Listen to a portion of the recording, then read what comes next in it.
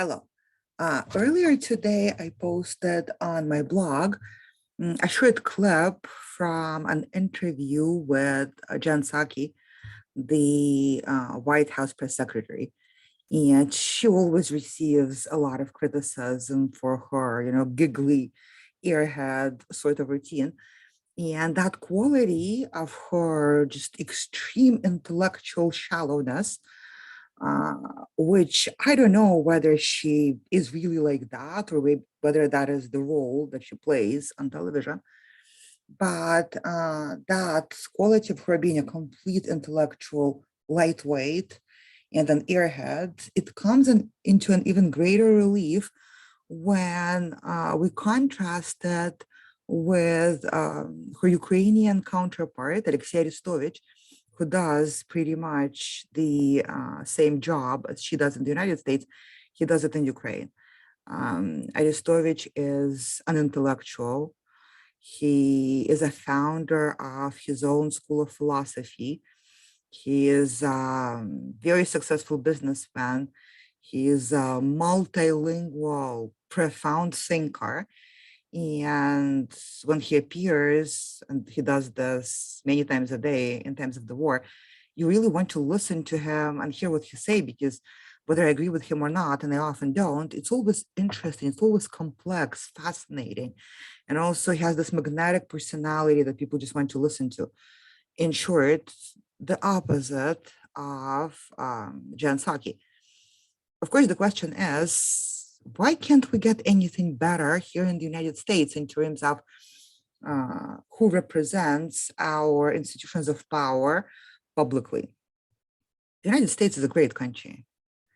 We have a lot of talent. We have incredibly talented, profound, intellectual people in the United States.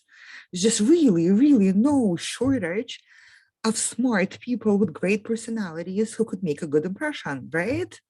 So why do we get um, public representatives of our institutions of power who are so not impressive?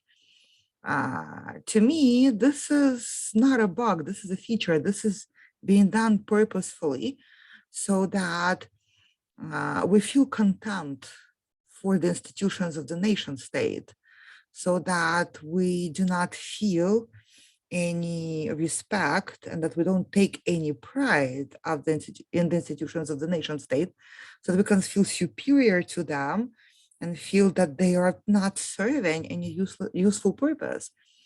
And once we start perceiving the institutions of the nation state in that way, through the contempt that we feel for their representatives, it is very easy to start dismantling those institutions. If you look on the screen and you see whoever it is that's speaking for the White House, and instead of feeling this sense of pride and interest in what is being said and something that makes you think, something that makes you engage with it, something that makes you feel good as an American, instead you feel contempt and condescension because the person you're looking at is doing everything to appear stupid. Then we're going to project that attitude towards the institutions of the nation state that these people are supposed to represent and symbolize in our eyes. So we're seeing all of this incompetence. We see all of this people who look dysfunctional, who act dysfunctional, who behave in weird ways, who wander around looking dazed and confused, who cannot answer the simplest questions, who are just acting in ridiculous ways.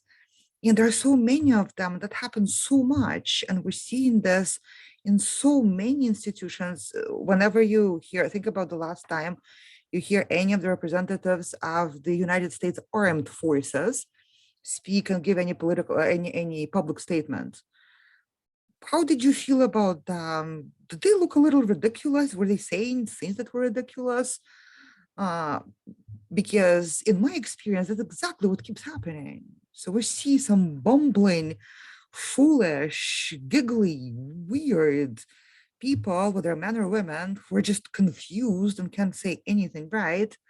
And this keeps happening and happening and happening. And gradually this feeling begins to appear among pretty much all of us that, well, these institutions of the nation state, they're stupid, they're useless. Why do we need them? Let's dismantle them and move straight ahead to the post-nation state. And that's exactly where the smart, really smart people who are engineering the situation and pushing the bumbling, foolish people into the forefront to be associated with our public institutions, they're sitting there saying, ooh, finally, these fools have been tricked and they're going to dismantle the last remaining barriers between us and our capacity to rob these poor bastards of everything they've got. And again, this mentality, the neoliberal mentality of the post-nation state, um, pushes us towards seeing everything in terms of individual failings, right? With Jen Psaki, who has this problem of not being able to articulate anything. It's Joe Biden, who is old or demented or whatever, et cetera, et cetera, et cetera. But what if there's something bigger at play? What if these are the people, not as any sort of a conspiracy, but these are the people who, manage to reach these exalted positions of power because they're useful. They're useful in terms of the image that they project of weakness. When we see a weak president, when we see a weak spokeswoman of the president, when we see a weak military general, a weak admiral, what do we start to think? We start thinking, the state is weak, the nation state is weak and useless, and maybe it's time to move on. And that kind of seems to be the whole point, which is very concerning. So this is what I wanted to share with you today. Thank you for listening and have a very good day.